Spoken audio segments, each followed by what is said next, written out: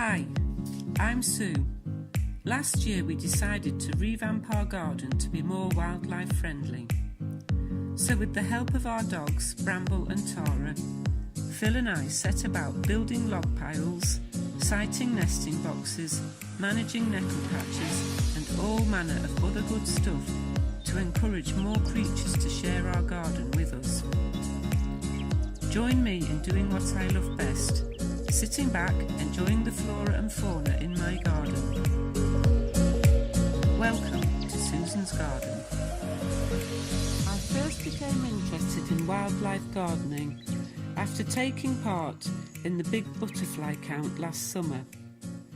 I was recovering from major surgery and spent many hours lying in my hammock basking in the sunshine and enjoying the sights and sounds my garden had to offer.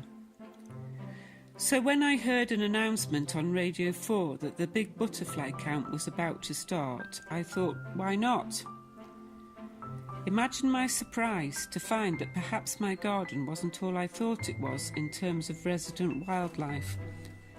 Barely a butterfly in sight, and then only the cabbage white types that laid eggs all over our brassicas and ruined our vegetable crop.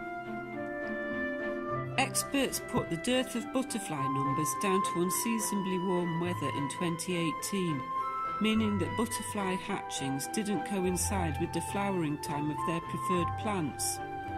In the case of our garden though, I'd say it was more the virtual absence of any flowering plants at all that did for them.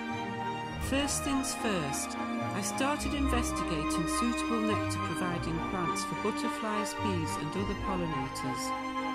Luckily, our local supermarket had an offer on pollinator-friendly plants and bulbs at the time, so we stocked up, planted up and took autumn cuttings of the perennials so we could increase our supply of nectar-rich flowers without breaking the bank.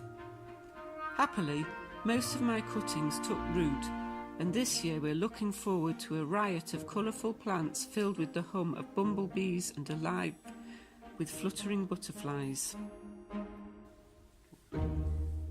Next it was the turn of the birds. How could we attract more species and in greater numbers?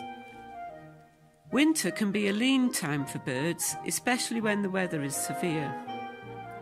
By that time winter was fast approaching, and our thoughts turned to planting berry-producing shrubs to provide fresh food and water over a prolonged period, even if the ground was covered with a thick blanket of snow. So in went 3 metres of native hedgerow, hawthorn mixed with guelder rose, cotoneaster, elderberry and holly. Not only will the hedge provide food and shelter for the birds during the coldest and darkest winter months, once grown it will replace a rotten old gate and provide us with a screen from passing footfall and traffic. So everyone's a winner. That was next winter taken care of. But what about winter 2018? Although we had a few berry-producing shrubs, our garden was slim pickings indeed for hungry birds.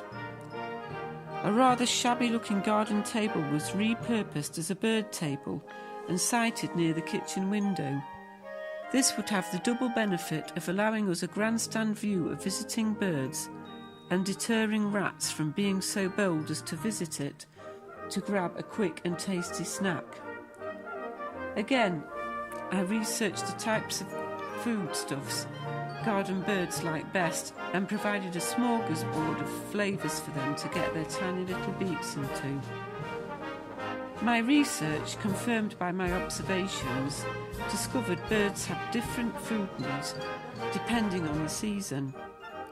Right now, there is an increased demand for live foods amongst the insect eaters. Not only does this keep them in prime breeding condition, live insects provide vital food and water for youngsters in the nest.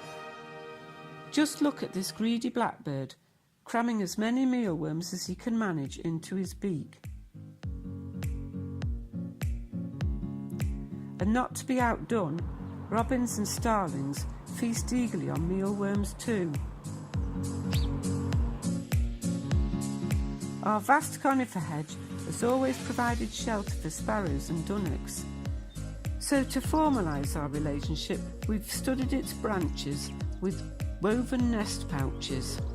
That way we can be confident that whatever the weather throws at them, our resident flock will be kept safe and warm all winter. Not all birds select our hopefully placed nesting boxes though. This blue-tip pair have decided to nest inside the roof space revealed by a dilapidated gutter in a neighbour's house. Nevertheless, we take great delight in watching the pair come and go, as well as feeding on our various suet-filled coconuts and peanut feeders.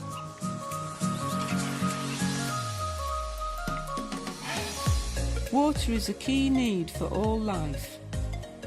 There's nothing more amusing than watching birds splash around or drink their fill in our bird baths. Not only that, they love frolicking together on the edges of our wildlife pond, which is itself home to frogs and newts, with its damp edges frequented by toads. Slugs and snails don't get much of a foothold in our garden. Our 5-year plan to turn our garden over to our wildlife neighbours is still in its infancy, and already we've learnt that gardening for wildlife means successfully sharing our space with the resident wildlife population. To do this, we've had to discover which species frequent our garden already, and to make their habitat even more welcoming whilst fulfilling our needs at the same time. We're aiming to make our garden as inviting as possible for the species most likely to visit our garden, with the hope that if they like what they find, they may decide to linger a while longer. Thanks for stopping by. See you soon.